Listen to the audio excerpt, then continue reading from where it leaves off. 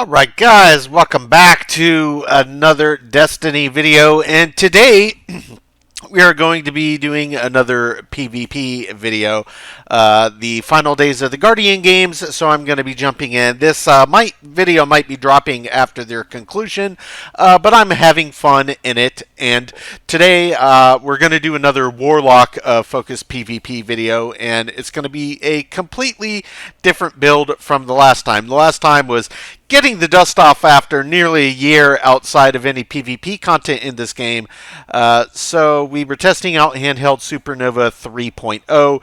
Is it as good as the prior handheld Supernova? No, but it's still really fun, and it's still pretty decent. It performs okay. I'm going to have to make some tweaks on it, but we're going in a completely different direction today. So first, I guess while I'm sitting here, I may as well deposit some of these things and get some stuff.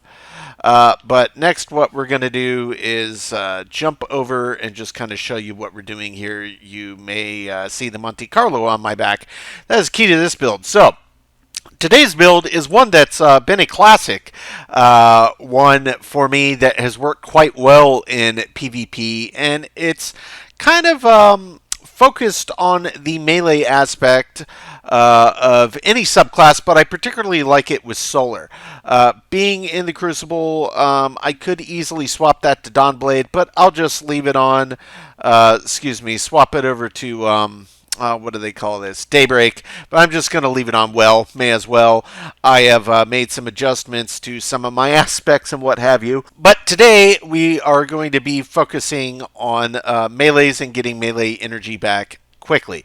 So the key exotic for this build, and this is great anytime, but it works really, really well in PvP. It's a very old exotic Warlock Gauntlet, the Karnstein Armlets, and down here the key to it, Vampire's Caress. Melee kills instantly restore a large amount of health and continue to restore health afterwards for a short duration. So get a melee kill, immediately get health back, and then you're constantly recharging your health. So even if people are firing at you for a short duration after that melee kill, you're going to continue having health thrown back to you. So it kind of bypasses the shield drop. Really, really powerful in PvP settings. Works quite well in PvE as well, but I feel like this exotic is kind of custom tailored for the PvP experience. In terms of kind of the setup on the mods, I made some tweaks off of my base kind of solar build. This is a bit different since it's going into a PvP, so we will go through the full setup here real quick. The next key piece here is the Monte Carlo exotic rifle. This one's not super flashy. It's a 600 archetype, but the key perk down here, Monte Carlo method. Dealing damage with this weapon reduces your melee cooldown and grants a chance to fully charge your melee ability with each kill. So with damage that you do with Monte Carlo, it reduces the cooldown on your melee. And anytime that you do get a kill with it, it does have a chance to fully charge that melee. So this is super powerful to run in the Crucible, or really PvE as well. You could do if you have a very melee-centric build. This can easily be swapped into a lot of different builds. Today I have this paired, at least for the opening match. I'll swap around, but I wanted to get a nice longer range weapon, so I've got my trustee from the, oh god, what's the name of that raid? I forget the name of the raid. The one when Europa dropped. Whatever the name of that raid is, that's where you can get this weapon. If you haven't played it, it's a fun raid, by the way. Gosh, that's not a bad drop on that weapon that randomly I got. So yeah, the key is going to be this paired with this and having things that will lower the time. You'll notice that I have this already at just 1:12 on my melee and 58 seconds on my grenade. And the melee I'm using is actually the old school Celestial Fire in lieu of the Incendiator Snap. This, I think, will probably work a little bit better in the Crucible. It's more of a single target thing. This is good in PvE because of the spread. For what it's worth, that's what I'm rolling.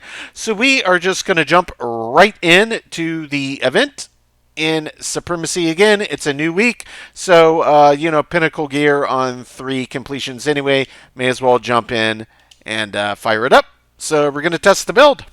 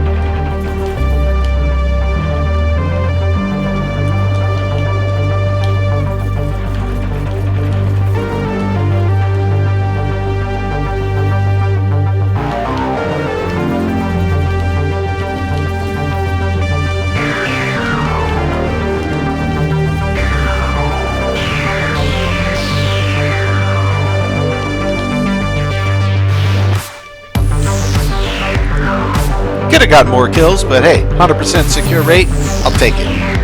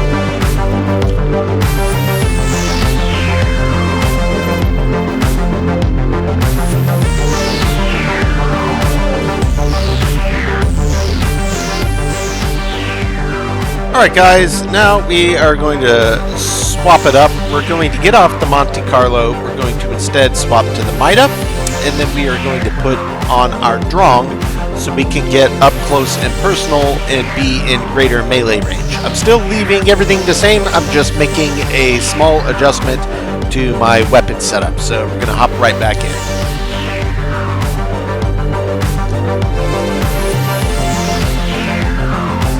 Get a turret sniper right away. Yep.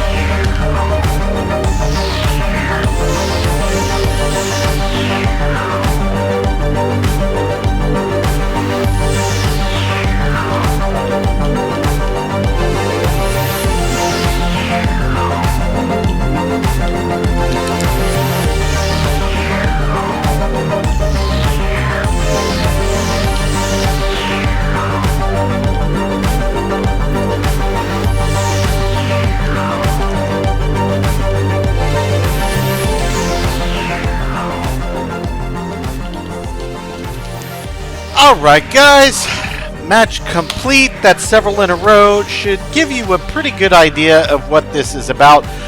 The nice thing about the Karnsteins is that you can pair them with literally any other build of your choice. You can use pretty much any weapons, though obviously I started with Monte Carlo. You can see how that helps to funnel right back into the melee. So if you can secure the powered melee kill, boom, there goes your health regen. But yeah, you can use it on any subclass of your choosing. You can use with a lot of different weapons. It's a very, very flexible piece, and yeah, you can use it in PvE, but it really shines in PvP. Those shields and the health regen, really, really nice boon to have at your disposal. Definitely worth trying if you've yet to try it out. I do recommend it. Guys, as always, I appreciate you checking in. We will catch you on the next one.